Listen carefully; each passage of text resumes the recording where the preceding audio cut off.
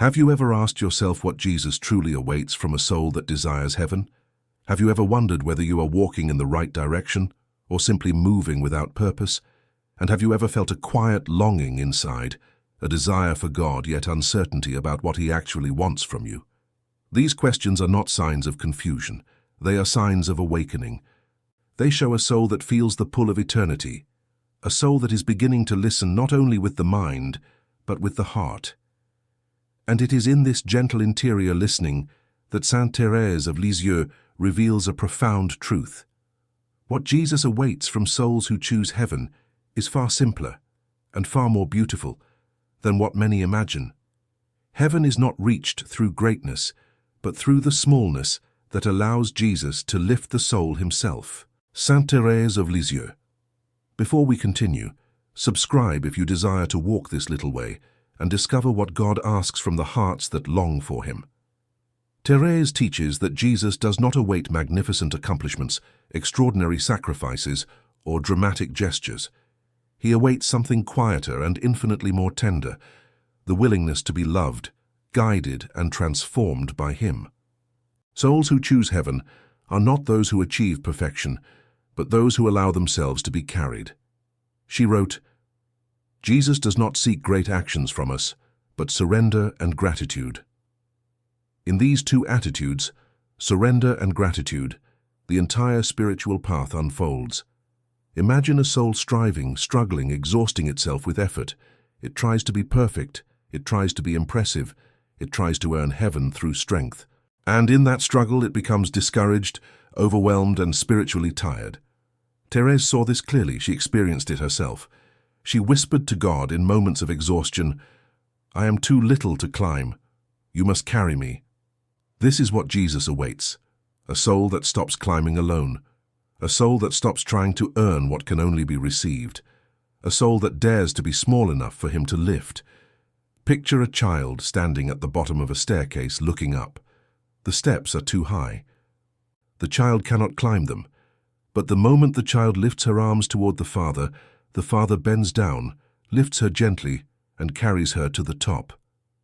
Heaven works the same way. Jesus does not await your strength. He awaits your raised arms. Thérèse believed that the greatest obstacle to heaven is not sin. It is self-reliance. Sin can be forgiven instantly, but self-reliance prevents the soul from receiving forgiveness, mercy, tenderness, and guidance. Jesus awaits souls humble enough to say, "I cannot reach heaven alone. Lift me, guide me, love me into yourself." The soul that chooses heaven is the soul that opens itself to being loved, not the soul that achieves the most, not the soul that shines the brightest, but the soul that trusts the deepest. And this trust, small, sincere, childlike, is the gate of heaven. What Jesus awaits from souls who choose heaven is not complexity, it is availability. Saint Thérèse of Lisieux explains that the greatest obstacle to God's work in a soul is not weakness, but resistance, not imperfection, but hesitation, not sin, but the subtle tension of a heart that will not fully open. Jesus awaits a soul that allows itself to be loved, a soul that loosens its grip on control, a soul that stops negotiating with grace, a soul that stops measuring its worth, a soul that dares to be held by God without fear. Thérèse wrote, "Jesus loves to work in the soul that allows Him to act." This means the soul's primary role is not to perform, but to yield, not to impress, but to receive, not to climb, but to let itself be carried. Imagine a moment in prayer. You kneel, but your heart is restless. You want to surrender, yet you hold on to hidden fears, unspoken doubts, or old wounds. You want to trust God fully, yet part of you still calculates, hesitates, or guards itself. Jesus is not offended by this, but He waits patiently, silently, for the moment when you let go of resistance and simply say, "Do in me whatever you wish." This interior freedom, this willingness, is what opens heaven's doors. Saint Thérèse knew that the soul's true offering is not its achievements, but its consent. When the soul says yes, freely, simply, wholeheartedly, grace becomes active, transforming the heart from within. But when the soul refuses or delays this yes even gently, the spiritual life becomes heavy, slow and burdened. Picture Thérèse walking in the garden of the convent. The day is ordinary, full of small tasks and interruptions. She senses an impulse within, to offer everything to Jesus, even her smallest emotions. Throughout the day she makes tiny acts of consent. Yes, Jesus, I trust you. Yes, Jesus, use this moment. Yes, Jesus, take my weakness. These are not grand declarations. They are interior movements that keep the door of the heart open. Now consider the opposite, a soul that claims to choose heaven but remains guarded. It prays, but it does not surrender. It believes, but it does not yield. It fears being disappointed or hurt. It fears losing control of its life. It fears what God might ask. And so it stays half open, half closed. This half-closed heart is what creates distance. Jesus does not force himself into the soul. He invites, he proposes, he knocks. But he waits for love to respond freely. He waits for a yes that comes from trust, not fear. Ask yourself gently, have I allowed God full access to my soul? Or do I offer him only the parts I find comfortable? Do I trust him enough to be fully available? Or do I resist the places where I feel vulnerable? Heaven is chosen not by perfection, but by permission. Jesus awaits a heart that says, "Take me as I am, and make me yours." When this yes is spoken sincerely, even in weakness, grace flows like sunlight into a room that has finally opened its shutters. There is something profoundly beautiful in the way Saint Thérèse of Lisieux describes the soul that chooses heaven. It is not the strong soul, but the willing one. Not the flawless soul, but the trusting one. Not the accomplished soul, but the little one. Jesus awaits not achievement, but childlike openness, a heart that dares to believe he can do in it what it cannot do alone. But what does this openness look like in daily life? Thérèse teaches that Jesus awaits three attitudes above all: trust, simplicity, and surrender. These form the inner architecture of the little way. Trust is the first foundation. Without trust, the soul remains tense, guarded, and self-dependent. Trust is not an emotion. It is a decision. It is the quiet choice to believe that Jesus is good, even when you don't understand him. It is the act of lifting your heart to him exactly as it is, without disguises, without fear. Thérèse wrote, "I trust him who is always merciful and just." This trust does not come from confidence in oneself, but from confidence in his love. Simplicity is the second foundation. Jesus awaits souls that are not overly complicated inside. Souls that do not analyze every feeling, question every grace, dissect every movement of the heart. Simplicity is not ignorance, it is interior rest. It is approaching God as a child who runs into the arms of a parent without wondering whether they will be received. Thérèse lived this perfectly. She spoke to God with the same naturalness she used with her sisters. No embellishments, no performances, just honesty. Surrender is the third foundation. Jesus awaits souls willing to let him act freely within them. Souls that stop negotiating the terms of their spiritual life.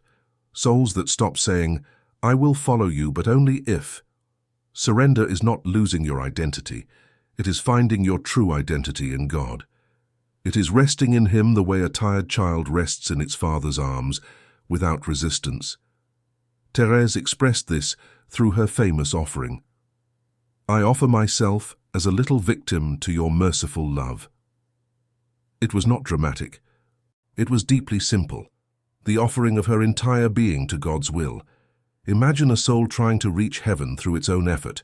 It climbs, strives, pushes, disciplines itself, and becomes discouraged each time it fails. It sees heaven as a ladder and holiness as an unreachable height. But Thérèse shows a different path. Heaven is not a ladder, but an elevator, and Jesus operates it. The soul's only task is to enter and allow him to lift it. Think now of your own journey. Do you trust him with your weaknesses? Do you approach him simply without fear of being imperfect? Do you surrender control, or do you hold back parts of your heart? Jesus awaits a soul that offers itself without reservation, not through heroic acts, but through small daily yeses. A soul that is willing to be held, guided, and shaped. A soul that believes heaven is not earned, but received. This is the attitude that prepares a soul for eternity. There is a hidden truth Saint Thérèse of Lisieux reveals with luminous clarity. What Jesus awaits from souls who choose heaven is not greatness, but cooperation with grace.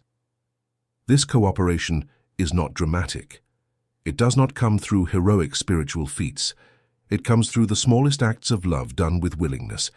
Jesus does not ask you to build a ladder to heaven. He asks you to stop resisting the grace that is already lifting you. Grace is always present. Grace is always offered. Grace is always active. What changes is the heart's response. Thérèse teaches that grace is like sunlight, constantly shining, constantly giving, constantly warming. But a soul can live with its shutters closed and not feel its warmth. Jesus waits not for more sunlight, but for the shutters to open. And what keeps the shutters closed? Pride, fear, control, self-protection, overthinking, discouragement, self-judgment. These are the interior barriers that prevent the soul from receiving what Jesus longs to give. Imagine standing in a bright room with the curtains drawn. Outside, the sun is shining in all its fullness. Inside, the room feels dim. The sun has not changed.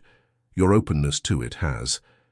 The moment you draw the curtains back, even a little, the light enters. You did not create the light. You merely removed the obstacle. This is what Jesus awaits. The removal of interior obstacles. Saint Thérèse lived this truth concretely. She wrote, "I choose everything that Jesus wants to give me, not because she understood everything, but because she trusted the one who offered it. She believed that grace does not need a perfect soul, it needs a consenting soul, a soul that lets God work, a soul that does not constantly interrupt his action with fear, self-scrutiny, or pride." Picture Thérèse performing a simple task, folding laundry, sweeping the hallway, listening to a sister complain. None of these are extraordinary, but what made them holy was her interior disposition, a quiet yes to God in each moment. She believed that Jesus awaited cooperation in the smallest details, a single patient breath, a single gentle smile, a single moment of self-restraint, a single silent offering. These are the places where grace becomes powerful. Now consider the opposite, a soul that resists grace. It does not openly rebel, it simply hesitates, it analyzes, it postpones, it waits to feel ready, it waits to be better, it waits for emotions to align, it waits for clarity. But Jesus does not await your readiness, he awaits your willingness. Heaven is not earned through understanding, heaven is chosen through trust. Ask yourself sincerely, do I allow God to love me where I am weak? Do I let grace support me when I am tired? Do I accept his help in my smallest struggles? Do I cooperate with his invitations, or do I delay them? When you cooperate with grace, even imperfectly, heaven draws near. When you resist grace softly, heaven feels distant, not because God withdraws, but because the heart closes. The invitation Jesus offers is simple. Let me act. Let me guide you. Let me love you into holiness. There is a moment in the soul's journey when everything Saint Thérèse of Lisieux teaches becomes clear. Jesus does not await extraordinary achievements. He awaits availability, tenderness of heart, and perseverance in small acts of love.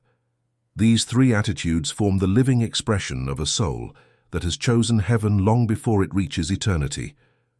Availability means you keep your heart open to God during ordinary moments. Not only in prayer, not only in church, not only during spiritual highs. Thérèse teaches that Jesus is always present, always whispering, always inviting. The question is not whether he is speaking, but whether the soul is available to hear him. She wrote, "Jesus seeks hearts that make room for him in the smallest things. Consider a normal day filled with interruptions, small annoyances, and small opportunities. A person asks something of you. Someone tries your patience. Someone needs a gentle word. Someone needs forgiveness. These are not interruptions to your spiritual life, they are your spiritual life. Jesus awaits the soul who recognizes him hidden in these ordinary encounters. Tenderness of heart is the second attitude. Many people misunderstand spiritual strength, imagining it as stoic endurance or unshakable discipline. Thérèse understood something far more beautiful. Spiritual strength is the capacity to remain gentle. to keep the heart soft, sensitive, compassionate, and open, even when life is hard. A hardened heart cannot receive grace. A tender heart receives everything. Imagine Thérèse facing a sister who speaks to her harshly. Her natural instinct might be to respond sharply or to withdraw emotionally. But instead she practices tenderness, a gentle smile, a calm reply, a silent offering. These gestures soften her heart, and a soft heart becomes a doorway for God's presence. Perseverance in small acts of love is the final attitude. Choosing heaven is not a single moment. It is a daily rhythm. A soul perseveres through small acts that cost little on the outside but cost something on the inside. A surrendered reaction when annoyed. A hidden sacrifice when tired. A silent offering when overlooked. A patient response when criticized. A soft tone when irritated. These are the choices that shape eternity. Picture Thérèse offering a tiny sacrifice, perhaps picking up something someone else dropped, without drawing attention, or choosing to keep silent when tempted to defend herself, or doing a chore she dislikes with love. These small actions are seeds, and Jesus awaits souls who plant them, because each seed grows into a tree in heaven. Now reflect gently. Do you make yourself available to God in your ordinary moments? Do you protect your heart from tenderness, or do you let it remain soft? Do you persevere in the small acts of love you once abandoned? Jesus does not await perfection. He awaits willingness. He awaits small love. He awaits hearts that choose heaven long before they arrive there. A single simple act can realign your entire spiritual direction. A single interior yes can transform the soul. A single moment of tenderness can unlock grace. This is the hidden power of the little way. Heaven begins now with what you choose to offer in this moment. When a soul finally embraces the little way of Saint Thérèse of Lisieux, everything about its journey toward heaven becomes simpler, clearer, and more peaceful. The spiritual life is no longer a staircase to climb, but a Father's arms to fall into. And this is the deepest truth Thérèse teaches. What Jesus awaits from souls who choose heaven is not perfection, but communion, the intimate union of the heart with His love. Communion begins with trust. Not trust in your abilities, not trust in your spiritual progress, but trust in Jesus' desire to save you. Thérèse wrote, "Jesus is more tender than a mother, more loving than a friend, more faithful than the purest heart." When a soul truly believes this, fear loses its power. Anxiety fades. Scruples dissolve. The heart rests. Communion deepens through honesty. Jesus awaits souls who come to Him exactly as they are, tired, weak, distracted, wounded, imperfect. Souls who do not pretend before Him. Souls who do not hide. Souls who speak to Him simply. Thérèse believed that Jesus prefers the trembling honesty of a small soul over the polished prayers of a rigid one. Heaven is built on truth, and truth begins with authenticity. Communion grows through surrender. This surrender is not dramatic. It is not a grand gesture. It is the quiet decision to give Jesus the freedom to act in your life. It is saying, "Do with me whatever pleases you. Lead me wherever you desire. Take from me whatever hinders love. Give to me whatever will make me yours." This is the deepest yes a soul can give. It allows Jesus to shape, purify, and carry the soul far beyond its natural capacity. It takes the weight out of the spiritual life and places it entirely on God's mercy. Communion reveals itself in small acts of love. Every tiny gesture becomes a meeting place with God. Washing dishes, forgiving quickly, smiling when tired, offering a kind word, praying a short prayer in the middle of work. Thérèse believed that these small acts become diamonds in heaven.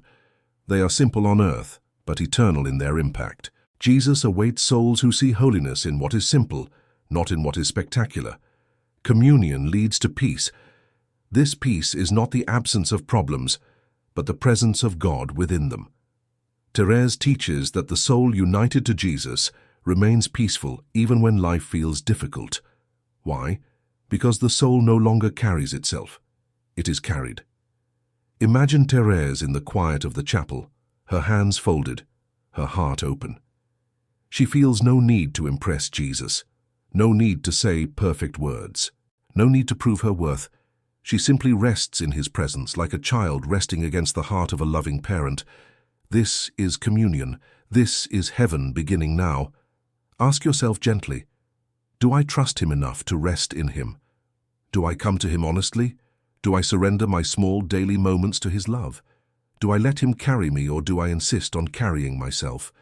Jesus awaits hearts that are willing to live this way, small, trusting, surrendered, and united. Souls who choose heaven not through heroism, but through intimacy. And in the quietest whisper of love, he waits to say to such a soul, "You are already on the path to me. Keep walking in littleness, and I will complete the journey." The soul that chooses heaven becomes a soul that lets Jesus do the rest.